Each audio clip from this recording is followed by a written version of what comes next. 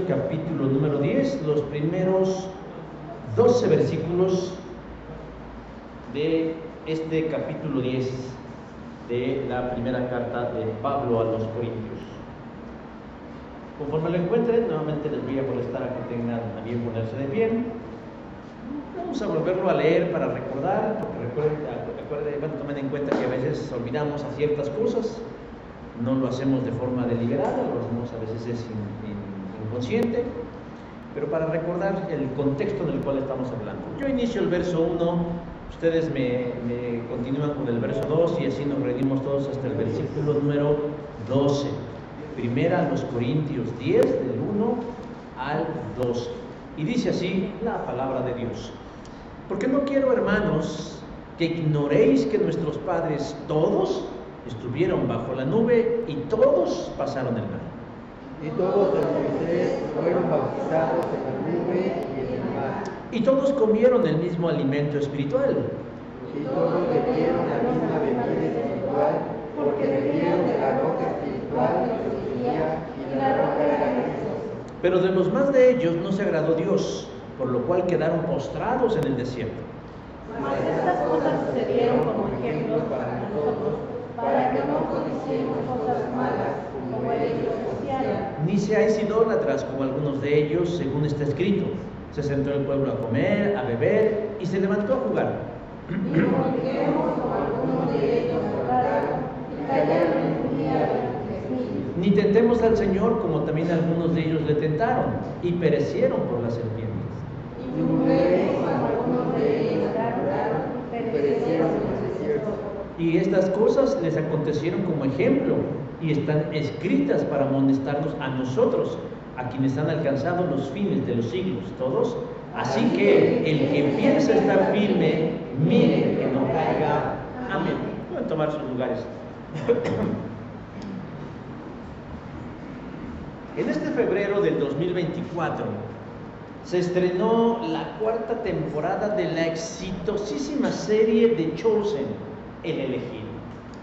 Tiene un éxito rotundo, no lo podemos negar.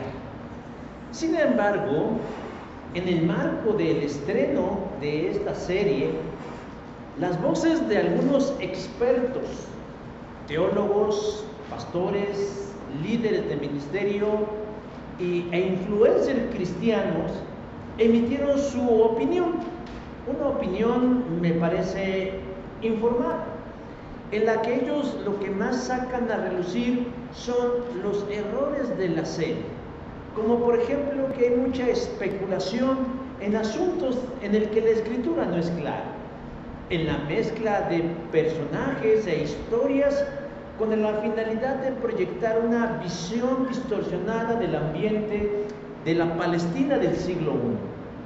Pero sobre todo, la intención de estas personas es expresar su temor, y es un temor válido, de que la serie venga a ser un sustituto de la vida espiritual, es decir, de la lectura, de la meditación y de la oración en la vida del creyente.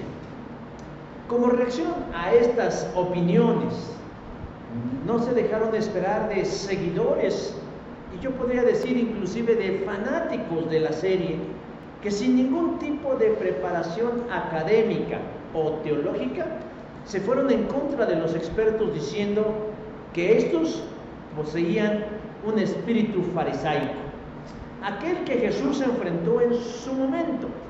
Y eso es precisamente lo que estos hombres querían evitar, que gente poco informada y no madura en la fe tomara este programa de streaming como un referente de verdad y de espiritualidad, en vez de ir a las escrituras e indagar más y crecer espiritualmente.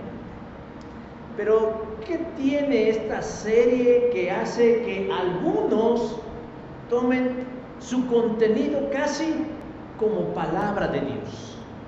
The Chosen vio la luz un 24 de diciembre del 2017 y comenzó siendo un proyecto financiado por la gente común y se ha convertido en una de las series más vistas del momento.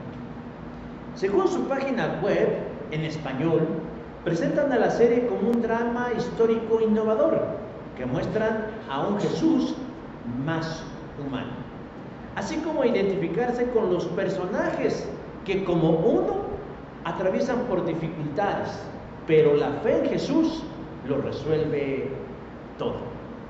Lo que tal vez muchos no saben es que The Chosen es producida por una casa productora, propiedad de la Iglesia de Jesucristo de los Santos de los Últimos Días, es decir, por la Iglesia Mormón. A mí en lo particular me ha gustado la serie, no lo voy a negar. No soy de aquellos que negaría que sus feligreses la vean, pero soy consciente e identifico los errores que tiene como contenido bíblico. Y coincido en cierta medida con los expertos que la critican, no para que no la vean, sino más bien para que sirva y que la gente quiera profundizar más en su fe. Porque resulta que aquellos que tienen pereza para leer y estudiar las Escrituras, que ocasionalmente se involucran en una comunidad de fe y toman algún curso de la Biblia, son susceptibles de creer que The Chosen es revelada y además trae crecimiento espiritual, sustituyendo siglos de cristianismo en el mundo.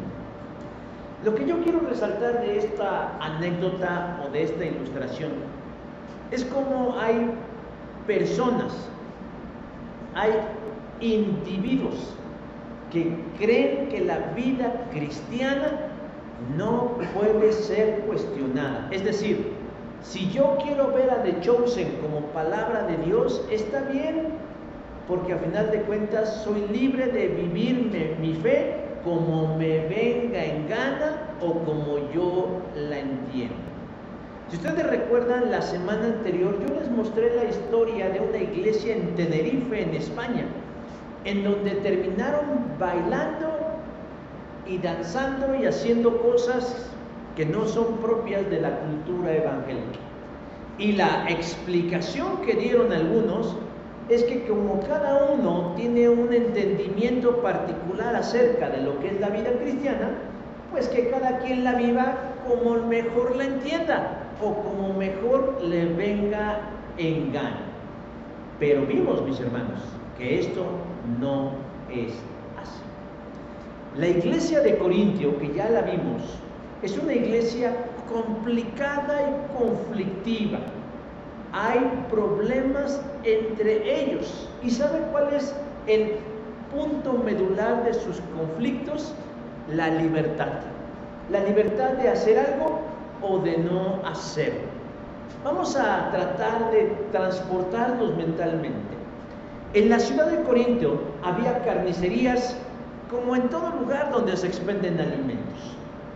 Había carnes de todo tipo.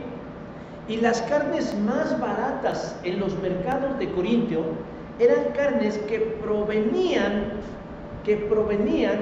de haber servido como ofrenda de sacrificio en algún templo pagano. No querían desperdiciar nada y la carne de esos animales se expendía como venta para todo público. Quien quisiera y quien pudiera, la compraba. El conflicto en la iglesia es que algunos creyentes tenían la convicción de que era inconcebible no solo comprar esa carne, sino comerla, porque su conciencia los redarguiría, ya que estarían comiendo carne ofrecida a algún ídolo. Y eso está bien. Pero por otro lado, había otros creyentes de la misma iglesia a quienes eso no les causaba mayor conflicto, no le daban importancia. Carne es carne, y dicen, los ídolos no son nada. Primera a los Corintios 8:4. Y que su relación con Dios no se vería afectada por comerse un bistec, o unas albóndigas, o una milanesa.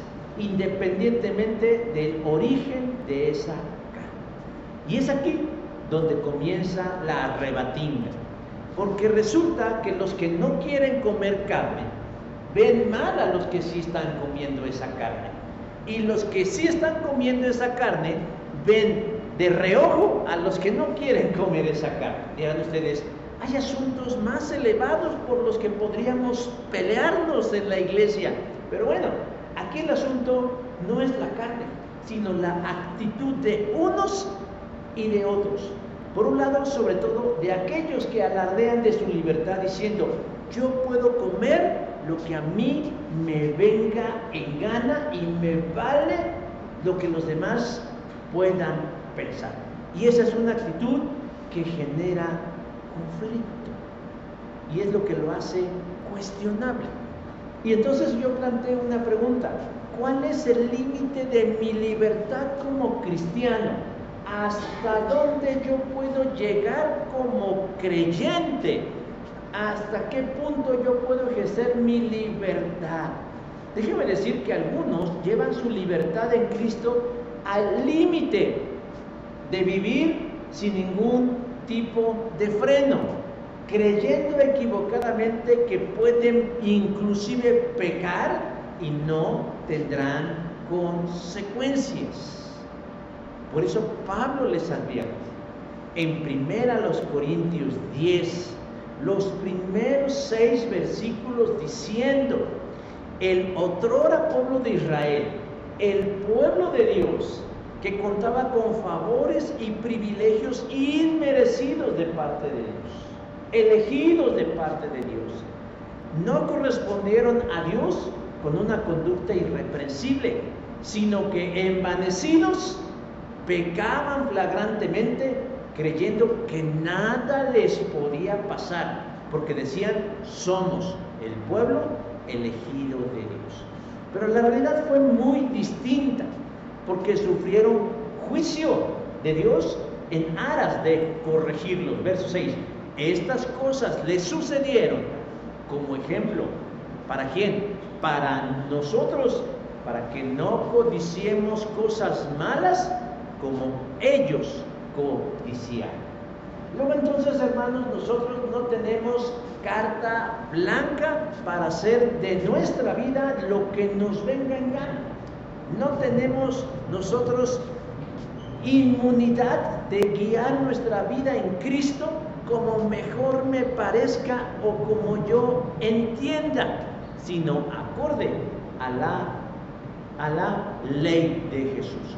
Y hace una semana yo les compartí dos advertencias a la luz de la Escritura de lo que sucede cuando se peca de manera arrogante. Y hoy le traigo las otras dos que están en el verso 9 y en el verso 10. Si recuerdan, las otras dos eran la idolatría y la inmoralidad. Y en este caso es la tentación o poner a prueba a Dios. Verso 9 dice: ni tentemos al Señor. Verso número 9. Es interesante cómo en algunas versiones de la Escritura el verso 9 lo traducen de la siguiente manera. Yo donde estoy ya me moví de aquí, el aire me movió. Verso 9 dice: ni tentéis al Señor, como también algunos de ellos le tentaron. Peirazó es la palabra griega de la que traducen tentación o prueba. Es decir, significaría prácticamente lo mismo, pero su uso dependería del contexto en el que se encuentre. Pero Pablo utiliza la palabra ekpeirazó, que básicamente es la misma, pero tiene una preposición ek que le da a la palabra tentación una idea más clara de lo que Pablo quiere que sepamos. La palabra ek o la preposición ek quiere decir prueba o tentación de manera insistente y de manera reiterada, causando fastidio o un resultado adverso. De tal manera que cuando Pablo dice no tentemos al Señor, está diciendo no simplemente que lo pongamos a prueba con una duda, sino que lo hagamos con dolo y con una mala actitud. ¿Como quiénes? Como los israelitas lo hicieron en el desierto. ¿Y qué obtuvieron? Juicio. Ellos le tentaron y perecieron por las serpientes. Pablo evoca otro momento de la historia negra del pueblo de Israel, que por su actitud dudosa y reiterada pusieron a prueba a Dios. Han transcurrido 38 años desde que el pueblo de Israel no solo había salido de Egipto, sino que se había negado a entrar en el territorio de la tierra de Canaán. La consecuencia, por haberse negado, Dios les dijo que vagarían de manera sin sentido por 40 años hasta que el último de esa generación cayera muerto en el desierto. Números, capítulo 14, versículos del 26 al 45.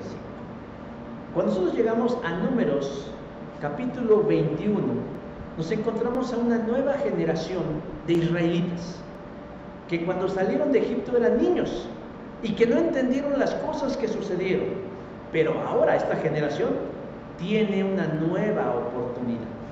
Dice que vinieron del monte Hor y se dirigieron al mar de los juncos, Números 21:4, y tomaron esa ruta para poder rodear los territorios edomitas, quienes les habían prohibido atravesar sus tierras.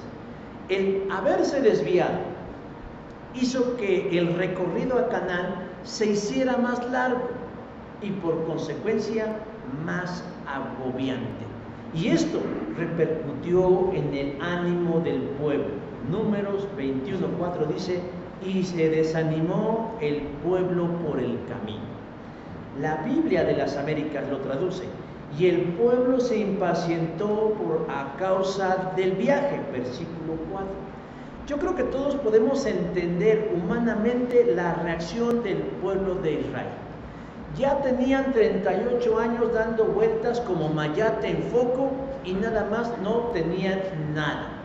Por fin les dicen: ahora sí, encaminen sus pasos a Canaán para que se establezcan como una nación estable, en una tierra próspera, rica, abundante, pero sobre todo con la presencia de Dios. Y ahí van rumbo a Canaán, pero de pronto en el camino les dicen: pero vamos a rodear el territorio de los edomitas para no tener broncas. Eso implicaría más tiempo, más cansancio, más desgaste de parte de ellos. Digo que todos nos identificamos porque todos nos hemos desesperado en algún viaje y preguntamos: ¿ya vamos a llegar?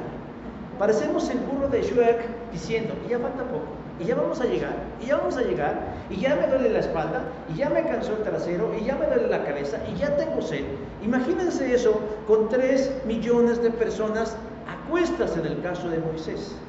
Traían un desgaste, el sol del desierto, la arena, el frío por las noches, y aunado el sinsentido del caminar, todo está preparado para una crisis. Números 21:5 dice que la desesperación los llevó a hablar en contra de Dios, es decir, a quejarse de Dios y también de Moisés. Y entonces empezaron a hacerse preguntas ya sin sentido, pero con la que ponían en duda a Dios y sus planes. Versículo 5 del capítulo 21 dice: ¿por qué nos hiciste subir de Egipto para que muramos en el desierto? Es una pregunta sin sentido, porque ustedes creen que Dios iba a sacarlos de algún lugar para divertirse con ellos en el desierto. No, pero eso es solo el reflejo de su desesperación. Pero además, no sé si a ustedes que ya han leído estos pasajes les resulta conocido el reclamo. Es el mismo reclamo que hicieron sus padres 38 años antes, los que ya habían muerto en ese peregrinar. Era exactamente la misma queja: ¿por qué nos sacaste de Egipto para que muramos en este desierto? Pero ellos le añaden algo más: aquí no hay pan ni agua, y nuestra alma tiene fastidio de este pan liviano. Números 21:5. Reina Valera es muy amable y educada, eufemística, como dicen por ahí. Pero si leemos la versión siriaca de la Peshita, el mismo pasaje dice: nuestras almas están hastiadas de esta comida miserable. Versículo 5. ¿Qué están haciendo? El enojo y la desesperación nos están llevando a cuestionar a Dios y sus métodos. Están cuestionando a Dios y sus métodos. Su plan no funciona. Él no nos quiere. Él busca nuestro perjuicio. Él quiere dañarnos. Y la manera en cómo lo está haciendo está mal. Como dice Pablo, están tentando a Dios. Lo están probando. Lo están poniendo a prueba. Ponen en tela de juicio lo que Él es y lo que Él hace. Y sin querer queriendo, como diría el Chavo del 8, están diciendo: nosotros lo haríamos mejor, de una forma más efectiva. Arrogantemente, en su fuero interno, ellos dicen: nosotros sabríamos mejor que Él y que Moisés lo que es bueno para nosotros. ¿Qué es eso? Ser ley para nosotros mismos. Les platicaba la semana anterior de esta mujer que decía: yo no quiero un Dios como el de la Biblia, sino un Dios que me dé, un Dios que me haga, un Dios que me proteja. O sea, tú quieres, así como en una aplicación de niños, crearte un personaje a tu medida y que satisfaga tus egoístas intenciones. No es así. Rick Warren dijo en alguna ocasión que Dios está más interesado en desarrollar en nosotros un carácter piadoso que nuestra propia comodidad. Oiga, esa frase es brutal, porque Dios está más preocupado porque usted y yo seamos hombres y mujeres de fe que simplemente pensar en que todo nos salga bien. Y para conseguir eso, Dios se va a valer de elementos duros, difíciles y dolorosos. Algo así como cuando se pule el metal precioso y sacar el mayor de los brillos. Bueno, ante la respuesta de estos hombres y mujeres que se quejaron, Dios no tuvo reparo en responderle, pero lo hizo de una manera para corregirles. Números 21:6 dice: y Jehová envió entre el pueblo serpientes ardientes que mordían al pueblo, y murió mucho pueblo de Israel. ¿Por qué le molesta a Dios que lo pongan a prueba? Bueno, pues la verdad, no es bonito establecer una relación con alguien y que no haya confianza. Ya sea una relación de amigos, una relación de novios, o de esposos, o de socios, o de hermanos en la fe. Si el elemento de la confianza no está presente. Imagínese usted en el caso de la pareja, dormir con alguien que no tengo confianza, o hacer un negocio e invertir dinero con alguien que no tengo confianza. Yo creo que si descubrimos que quien tenemos a nuestro lado no confía en nosotros, pues no nos sentiríamos halagados, ¿verdad? No diríamos: wow, o sea, qué cualidad tan grande. No, nos sentiríamos mal. ¿Por qué no tienes confianza? Y eso nos causaría incomodidad. Bueno, imagínense ahora Dios, querer andar en el camino de la fe y no tenerle confianza. ¿Qué nos dice la carta a los Hebreos capítulo 11, verso 6? Sin fe es imposible agradar a Dios, porque es necesario, no dice que sea prudente o conveniente, sino necesario que el que se acerca a Dios crea que le haya. O sea, ¿para qué me voy a acercar a Dios si no estoy dispuesto a aceptar de Él lo que Él es y lo que Él tiene para mí? No tiene sentido.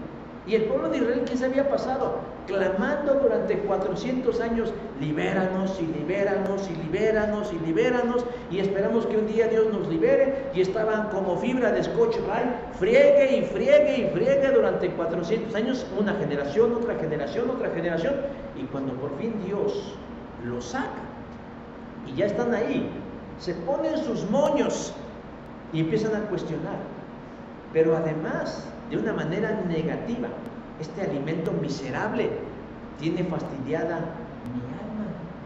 O sea, ni siquiera agradecidos. Y obviamente eso genera en Dios una respuesta. Envió serpientes ardientes. Y bueno, más que enviarlas, el terreno era el hábitat natural de esas serpientes. Y Dios permitió que proliferaran y que mordieran a las personas, a algunas personas. ¿Con qué resultado? Que muriera mucho pueblo. Algunos dicen que eran serpientes ardientes, pero no estamos pensando en serpientes de fuego, sino que la mordida de estas serpientes, el veneno que inyectaban era tan irritante que generaba una sensación de calor que quemaba. La gente que era mordida por estos animales o por estas criaturas realmente era espantosa, pero era el resultado de haber puesto a prueba a Dios para que éste hiciera lo que ellos querían. De alguna manera ellos querían chantajear a Dios. Yo recuerdo a una persona que una vez me dijo: yo me quiero ir de la iglesia, y me dio sus razones, y le dije: bueno, me duele en el alma que tomes esa decisión, pero es una decisión tomada y yo no quiero detenerla. Vuela por nuevos horizontes. Y en lugar de pararse y agradecer, dice: ¿y no me va a rogar? Ah, caray, si esa era la intención, pues nos hubiéramos ahorrado mucho tiempo. No es así. Y es lo mismo que están haciendo a Dios. Lo están presionando para que Él haga lo que ellos quieren. Pero Dios no se anda con miramientos. Ellos tal vez desconocían. Pero ustedes recuerdan esa escena en Mateo capítulo 4, cuando Jesús es tentado por el diablo, por el adversario, y lo pone en la parte más alta del templo y le dice: arrójate, y Dios enviará ángeles para que te sostengan. ¿Y qué le contesta Jesús? No pondrás a prueba al Señor tu Dios. Mateo 4:7. El pueblo no puede decir que no sabían que a Dios no le gusta eso, porque en Éxodo 17 ya ellos, bueno, sus padres ya habían tentado a Dios en Masá, en la tierra, en el agua de la rencilla, cuando dudaron si Dios estaba con ellos o no. En Corinto, hermanos, los creyentes a quienes Pablo les está contando esta historia hacen alarde de su libertad, poniendo a prueba la paciencia de Dios. ¿Hasta qué punto Dios me puede a mí llamar la atención? Creen que todo siempre les va a obrar para bien y que nada les va a pasar. Actúan de manera imprudente, creen que pueden conducirse sin un temor reverente delante de Dios y están convencidos de que pueden vivir la vida en Cristo como les venga en gana, sin rendirle cuentas a nadie. Hay quienes creen, y hoy lo veíamos en nuestra clase de las 10, que la vida en Cristo es solo fe. Pero decíamos que la fe tiene un sentido vertical y para, ¿cómo se puede decir? Y para mala noticia de otros, una posición horizontal. Es decir, mi fe con Dios, pero también con mi prójimo. Hay quienes creen que la vida en Cristo es solo fe y que llevar una conducta irreprensible pues no contribuye nada a mi fe, no la sustenta y no le añade gracia. Y tienen razón. Pero ahora que estamos revisando la nueva perspectiva de Pablo, encontramos que las obras o la conducta sí juega un rol fundamental en nuestra justificación. Porque, ¿qué creen? Porque seremos juzgados, no por nuestra fe, sino por nuestra conducta. Dice Pablo: un día tendremos que comparecer ante el tribunal de Cristo y seremos juzgados. Y cada uno recibirá lo que merezca por las buenas o malas cosas que haya hecho mientras estaba en el mundo. A mí no me dijeron eso cuando me predicaron el Evangelio. A mí me dijeron que la salvación era gratis y que además me iba a ir a vivir al cielo. Ya les expliqué también en la mañana que no nos vamos a ir al cielo, pero eso nos voy a contar hoy otro día. A mí solamente me dijeron que acepta a Cristo y tendrás vida eterna. Pero ahora resulta que también debo observar una conducta irreprensible. La conducta irreprensible, hermanos, no es para sustento de la salvación, sino es el reflejo de mi vida en Cristo, que me mantiene dentro del pacto con Él, de que soy parte de su familia, de su pueblo, de su alianza, y no puedo salirme de ahí. El pueblo estaba tentando a Dios, y Dios trajo un problema en ellos, juicio. Pero ¿cómo lo resolvió el pueblo? O más bien, ¿cómo se resolvió la situación? El pueblo le dijo a Moisés: intercede por nosotros delante de Dios. Y Dios entonces le dijo a Moisés: forja una serpiente de bronce, para que todo aquel que la mirare con fe, si es mordido, entonces vivirá. Números 21, del 7 al 9. ¿Duda usted que Dios está de su parte? ¿Ha creído usted en algún momento de su vida que lo que le pasa es porque Dios lo ha abandonado? ¿O Dios es insensible a sus problemas? Si lo piensa, yo le animo a que traiga a su memoria la cruz de Cristo, para que allí se dé cuenta que todo fue resuelto en la cruz de Jesús. Y en eso que todo está resuelto son inclusive mis problemas. Y así como Moisés invitó a la gente a mirar con fe a ese tipo de Jesús en esa serpiente de bronce, también cuando nosotros miramos a Jesús clavado, nos tenemos que dar cuenta que Dios resuelve todos nuestros problemas. Y no tenemos por qué dudar de Él. Yo les preguntaba hoy en la mañana: ¿cómo saben que son cristianos? ¿Han dudado alguna vez que son hijos de Dios? Y algunos dijeron: sí, hemos dudado. ¿Y cómo podemos estar seguros que lo somos? Y llegamos a la convicción que es un asunto de fe, que se resuelve en la persona de Cristo.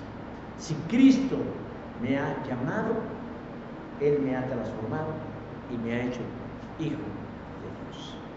La segunda advertencia, o la cuarta advertencia, según en esta secuencia que llevamos, además de la tentación o la prueba a Dios, es la murmuración. Verso 10 dice: ni murmuréis. La última advertencia de Pablo a los corintios tiene que ver con un mal muy frecuente y perjudicial, que es la queja o la murmuración. El diccionario Strong traduce murmurar como rezongar, y yo creo que este concepto es más conocido por nosotros. Yo no sé si a ustedes les tocó que sus padres lo describían a uno cuando uno se quejaba y decían: ¿cómo serás rezongón? Te voy a dar uno en la boca por rezongón. Y bueno, entendemos a qué se refiere Pablo cuando dice no murmuréis, es decir, no rezongues. Hace unas semanas yo expuse el tema de los enemigos del ministerio y dije ahí que de acuerdo a la Escritura hay 7 cosas que Jehová abomina, pero que curiosamente la queja no está, pero debiera estar ahí, porque a Dios no es que no le guste que lo cuestionemos o le hagamos preguntas, sino esta actitud rezongona que pone en duda la bondad de sus acciones. Nuevamente Pablo se remite al pasado y específicamente nos lleva al tiempo de Coré. Coré es un levita que junto con 2 rubenitas arman un complot en contra de Moisés y de Aarón. Números 16. Pero ¿cuál era la razón de este complot? Como diría su presidente. ¿Cuál sería la razón? Bueno, Coré aspiraba a ser sacerdote de Israel y Datán y Abiram codiciaban el liderazgo político. Por eso su enfoque era crear una inconformidad multitudinaria, es decir, que toda la gente se quejara y pudieran quitar a Aarón del sacerdocio y poner a Coré, y quitar a Moisés del liderazgo político y poner a Datán y Abiram. En su labor proselitista lograron convencer a 250 príncipes de Israel quienes fueron delante de Aarón y de Moisés y les leyeron la cartilla. Ustedes han ido demasiado lejos. El Señor ha santificado a la comunidad entera de Israel y Él está con todos nosotros. ¿Qué derecho tienen ustedes para actuar como si fueran superiores al resto del pueblo del Señor? Es decir, Coré, Datán y Abiram les dijeron: también nosotros tenemos derecho a un puesto de elección popular. Nosotros también, porque Dios también está conmigo. Dios también obra en mí. Pero ustedes se han eternizado en esa posición de sacerdote y líder y ya deben cambiar las cosas. Deben darle chance a las nuevas generaciones. Deben darnos otra oportunidad, porque somos igual que ustedes o mejores que ustedes y podemos liderar a este pueblo y llevarlo al éxito. Lo que en realidad querían Coré, Datán y Abiram eran los privilegios de ser líderes e instrumentos de Dios. ¿Quién como cristiano no le gustaría tener la vara de Moisés y abrir el mar para que pase un pueblo?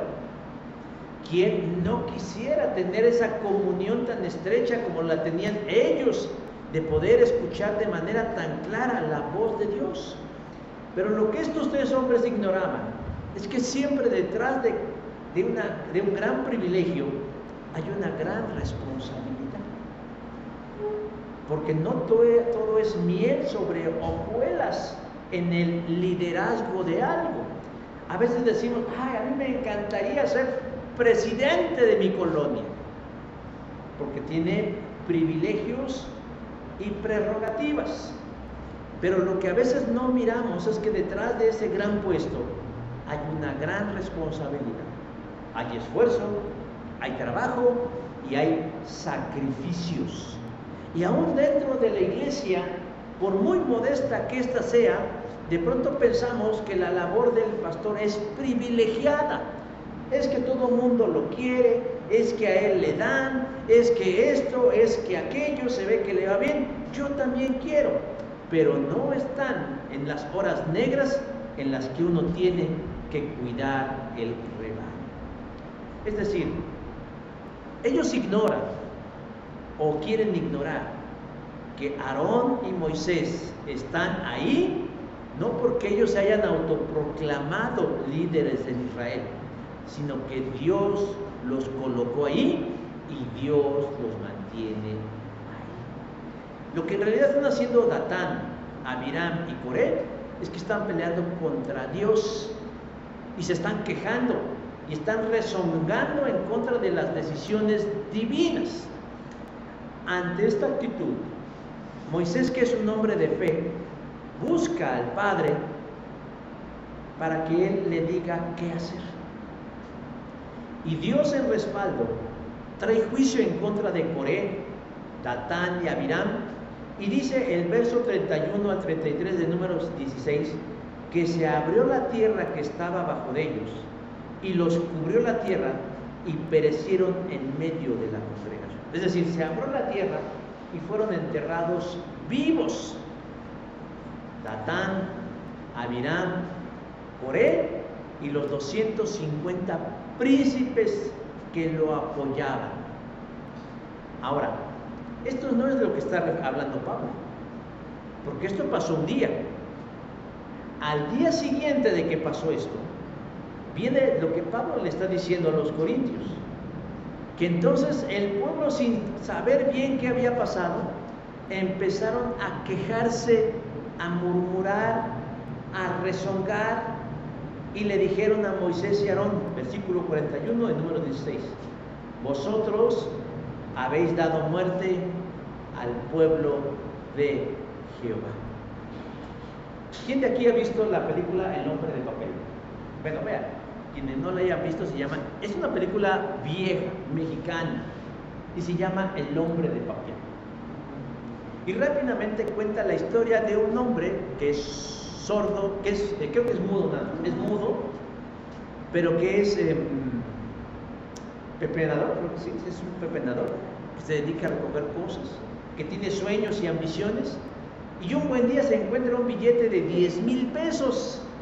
Y todo gira alrededor de la codicia de la gente que descubre que el hombre tiene un billete de 10,000 pesos. Cuando en su comunidad de pepenadores se enteran de que el hombre tiene un billete de 10,000 pesos, hacen una reunión la gente y empiezan a planear cómo quitarle al hombre, a Adán se llama, quitarle a Adán sus 10,000 pesos. Y hay una escenita muy pequeña que ejemplifica claramente esto, porque de pronto aparece una viejecita en medio de los pepenadores que dicen: yo también quiero, no sé de qué estén hablando, pero yo también quiero. Hermanos, así sucede muchas veces. La gente opina, dice y participa y no sabe ni siquiera de qué están hablando. A ver, ¿qué tal que estaban repartiendo cuchillos para matarte? Y la viejita dice: yo también quiero. Esto pasaba, hermanos, porque la gente, había sido un asunto entre Coré, Datán, Abiram, los 250, Aarón, Moisés y Dios. Era algo que había pasado. Así, en un petit comité, es lo que había sucedido, tomando en cuenta que eran 3 millones de israelitas. Bueno, dice Pablo que al otro día la gente empezó a decir: oye, ¿supiste que Coré, Datán y Abiram murieron porque se los tragó la tierra? Y empezaron a platicar sin conocer, sin saber, sin estar bien informados del porqué de las cosas, y dicen: saben que se nos da la especulación. Ese Moisés y ese Aarón han traído muerte al pueblo de Jehová. ¿Y qué hacen? Van y le reclaman. Y hacen esos señalamientos graves. Acusan a los siervos de Dios de haber causado un mal al pueblo. El pueblo rodeó a Moisés y Aarón. Y yo estoy seguro que, temeroso de lo que esa gente pudiera hacer, estos caminaron hacia el tabernáculo, versículo 43 de Números 16. Ahí Dios le dijo a Moisés: apartaos de en medio de ellos, porque los voy a consumir en este momento. O sea, Dios los respaldó. Verso 45, número 16. Dios ejecutó un juicio contra aquellos que estaban quejándose de manera infundada, rezongando en contra de una decisión divina. ¿Y qué dice Pablo en el versículo 10 de 1 Corintios 10? Dice: y perecieron por el destructor. Algunas traducciones más recientes dice: y el ángel de la muerte los mató. Yo no me puedo imaginar la escena, pero puedo más o menos tener una idea, diciendo que de pronto la gente empezaba a morir por causas que no parecían claras, porque a la luz de esto decía: bueno, un ángel de pronto les quitaba la vida e iba matando a uno por uno de aquellos que estaban de rezongones, caían al suelo, fulminados por su mala actitud. Hermanos, ¿qué pasaba en la iglesia de Corintio, a quien Pablo le está contando estas cosas? Un elemento fundamental en la iglesia de Corintio eran las quejas. ¿Por qué come carne? ¿Por qué no come carne? ¿Por qué tiene don de lenguas? ¿Por qué tiene don de sabiduría? ¿Por qué dice que es de Pablo? O sea, de todo, a todos le veían trenzas, aunque estuvieran pelones. Se estaban quejando, y eso creaba ¿qué? Crisis, creaban división, creaban encono, recelo, una serie de actitudes negativas entre el pueblo de Dios. Inclusive estas quejas alcanzaron al mismo Pablo. En la segunda carta a los Corintios, o sea, la que continúa de esta, Pablo habla de que incluso algunos de esta iglesia pusieron en tela de juicio su apostolado. Dijeron: Pablo ni sabe hablar, es más, está pelón y está como medio jorobado. ¿Con qué calidad moral viene a decirnos lo que tenemos que hacer? O sea, la gente empieza a dar su opinión no informada en contra de asuntos que no conocen, como en el caso de lo que decía al principio. Si expertos biblistas, exégetas, arqueólogos bíblicos, historiadores y hombres de fe han dicho: The Chosen tiene errores, No lo tomen literal. Tiene errores porque su finalidad no es mostrar la verdad, es tener audiencia. Pero ¿qué hace la grey intencionada y confundida? Creyentes de a pie que medio han leído algo de la Escritura dicen, no es así.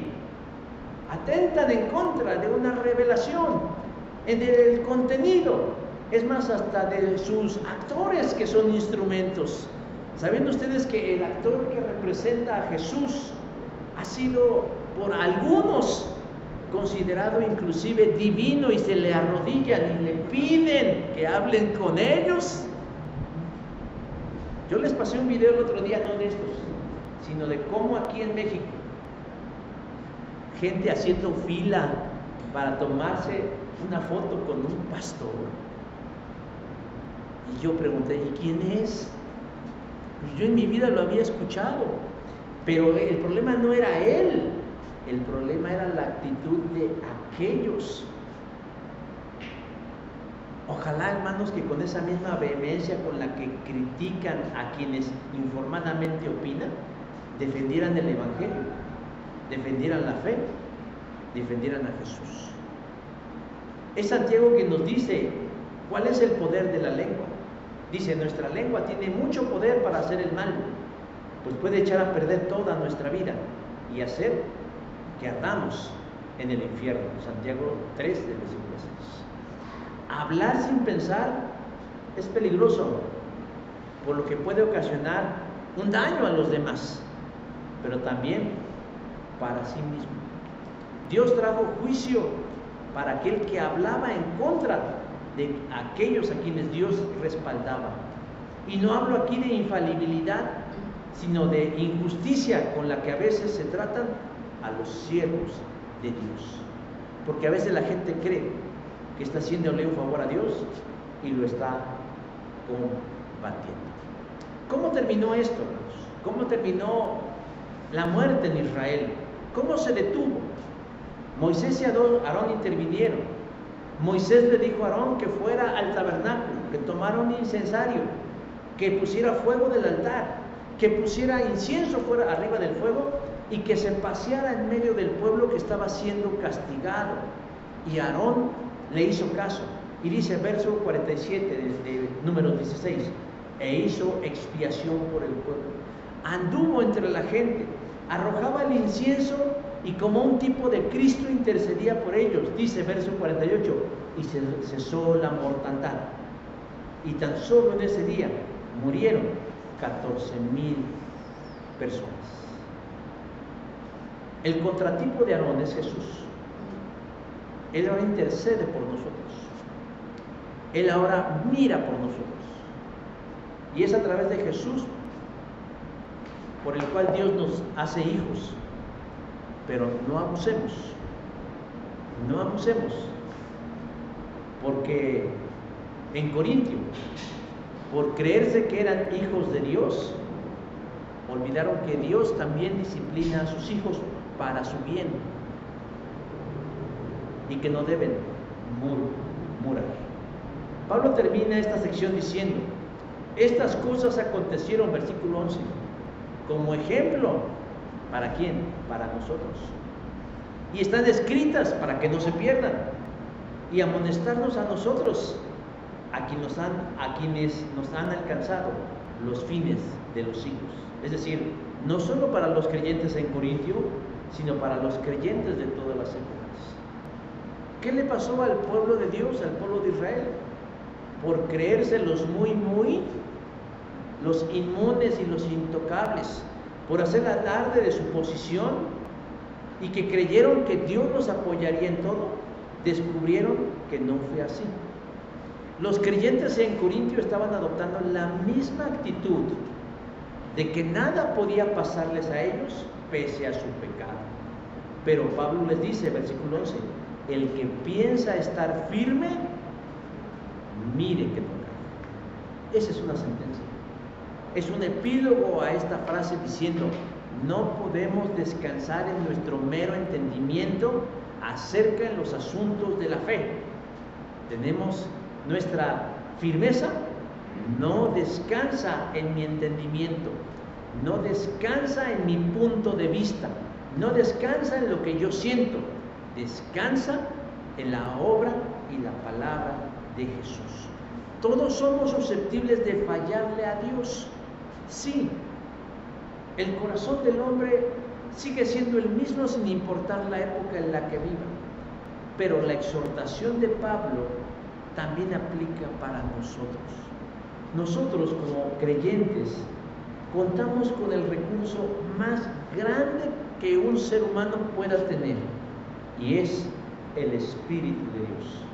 Así pues, invoquemos la llenura del Espíritu todos los días y varias veces al día, para que seamos hallados siempre justos e irreprensibles delante de nuestro Dios, y no nos pase lo que le pasó al pueblo de Israel, porque para eso Dios lo dejó escrito, y aprendiéramos en cabeza de otros a no cometer los mismos errores. Alguien dijo por ahí: solo los listos aprenden en cabeza ajena, y nosotros somos listos, aprendamos en cabeza ajena. Vamos a cerrar nuestros ojos para orar y terminar y decirle: Señor Dios, queremos agradecerte en esta hora que nos des la oportunidad de poder acercarnos a ti a través de la revelación de tu palabra. Sabemos que a veces puede parecernos dura y complicada y difícil de llevar, pero tú no estás esperando, Señor, que la llevemos en nuestras fuerzas, ni que lo hagamos con nuestras buenas intenciones. Tú nos provees de ti mismo, de tu presencia amorosa, para que tú seas nuestra fuerza, nuestro ánimo y nuestro descanso. Ayúdanos que así sea, precioso Espíritu de Dios. Llénanos en esta hora y siempre. Quita, desarraiga de nuestros corazones y de nuestros pensamientos cualquier intención de ir en contra de tu voluntad, la cual es siempre agradable y perfecta. Gracias por este momento inmerecido en donde escuchamos tu palabra en un idioma que podamos entender. Te alabamos y bendecimos en el nombre poderoso y dulce de Jesús. Amén. Gracias. Dios les bendiga.